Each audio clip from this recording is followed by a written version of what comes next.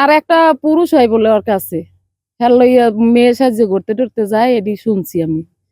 আর চালচলন প্রথম প্রথম ভালোই ছিল, পরে আস্তে আস্তে ও একবার বাজে হয়ে যাইতেছে। হ্যাঁ, বাজে হয়ে যায়। একটা পুরুষ মানুষ যদি মহিলা সাজে, কান ফোড়াইছে মনে হয় 10 জায়গায়, এরপর 3 পিস পরে, শাড়ি পরে, লেহেঙ্গা পরে, পরি একটা ছেলে আসে, ওই ছেলের সাথে যায় ঘুরতে মোটরসাইকেল। রাত্রেও থাকে বাসায়। নিজের অঙ্গ কাটতে ফেলাইছে। আল্লাহকে ওই বিছে মিছে কিছু নাই, ওর লগে একদম সমান। এরপর কতক্ষণ পর আমার বলছে যে আম্মু আমার বাসা, আমার লগের নাই। এই আমরা যাই দেখছি এই অবস্থা। ও তো অনেক 2 মাস আগের ঘটনা। ওর মা এরকম চিল্লি করতে করতে আসছে, তো আমরা সবাই দৌড়িয়ে আসছি। সে শুনি যে গলায় দড়ি দিতে লইছে নাকি। একবার অসুস্থ, আমরা সবাই পানি টেনে দিয়ে মানে বুক টুক মাঝিটা দিয়ে সুস্থ করছি। এরপরে দেখে ও কান ফোড়াইছে, নাক ফোড়াইছে, মেয়েদের মতো সিঁদুর দেয় মাথায়, এরপর শাড়ি টেরি পরে নাচে একা একা। এইগুলা দেখি বেশ ভালো কথা, আমরা কিছু জিজ্ঞেস করি না। আজকে হঠাৎ করে ওর মা 7টা নাগাদ আর কি চিল্লাইতে আসছে ওই মাথা থেকে। দেখি একটা তাগারি আছে, মানে ওই তরকারি রান্নার একটা কড়াইয়ের ভিতরে 1 কড়াই ব্লাড, মানে রক্ত।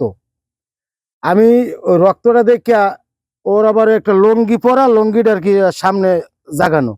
আমি জাগাইয়া আবার ওই লঙ্গির ভিতর দিয়ে উপর দিয়ে দেখতেছি যে সমস্যাটা করছে কোন জায়গায়। আসলে দেখি ওর সাথে যে পুরুষঙ্গটা ওটা সাথে নাই।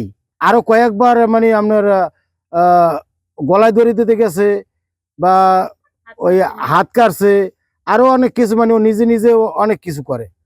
জায়গায় দেখলাম যে ওর পুরুষলিঙ্গর যে আপনার সম্পূর্ণ যে আইডেন্টিটি থেকে সম্পূর্ণটাই বিচ্ছিন্ন, কোনো কিছু নাই। এই আমি আর ওর মাই নিয়ে হাসপাতাল নিয়ে এসেছি। হাসপাতাল এমার্জেন্সিতে ই করার পর ওই ছেলে পেয়ার করছে।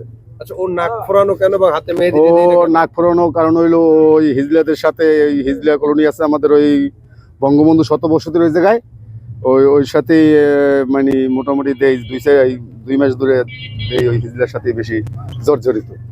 বক্তব্য দিতে পারেনি। যে একবার বলে সে নিজে কেটে ফেলেছে, একবার বলে যে না সে ঘুমিয়েছিল। সুতরাং যেহেতু আমাদের এখানে প্রচুর ব্লিডিং হচ্ছিল এবং এটার যে অঙ্গটা পেনিসের যে অঙ্গটা, ওইটা ওনারা নিয়ে আসতে পারে না এবং কোথায় আছে সেটা বলতে পারে না।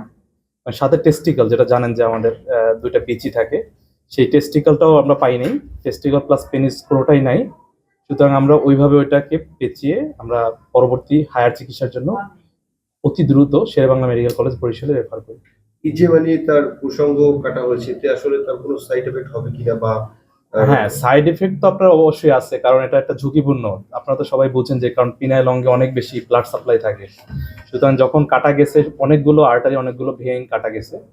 সুতরাং প্রচুর ব্লিডিং হচ্ছে, পেশেন্টের প্রচুর ব্লিডিং হচ্ছে। তা আমরা ইমিডিয়েট ম্যানেজমেন্ট দিয়েছি, যেগুলো ব্লিডিং কমানোর জন্য যেগুলো দেওয়া দরকার। এখন কিছুটা ব্লিডিং কম, কিন্তু তারপর ব্লিডিং হচ্ছে। আমরা অন্য সব জিনিসপত্র দিয়েছি। দেখা যাক, যে আশা করি বরিশাল মতো নিতে পারবেন পেশেন্ট। এর পরবর্তী চিকিৎসা বরিশাল ওনারাই বলতে পারবেন।